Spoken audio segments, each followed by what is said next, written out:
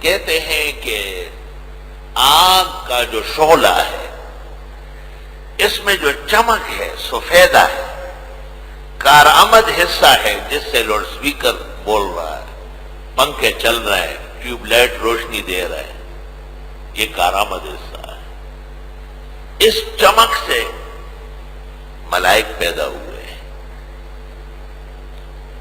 جسم نوری، نوری جسم ہے وہ، اور اس میں جو تپش ہے، سیاہ پن ہے، جلتی ہے، نقصان دہ حصہ ہے، تباہکاری کا مرحلہ ہے، اس سے جنات پیدا ہوئے ہیں۔ والجان خلقناه من قبل من نار السموم، بھیگتی ہوئی گرم آگ کے شعلے سے جن پیدا ہوئے ہیں۔ اس لیے ان پر شر، فساد، شہوت اور نقصانات پہنچانا اس کا بہت زیادہ غلبہ ہے۔ علماء کہتے ہیں کہ جن کو تابع کرنا بھی گناہ ہے، کیونکہ خطرہ ہے بہت زیادہ، خطرہ بہت شدید ہے ان سے۔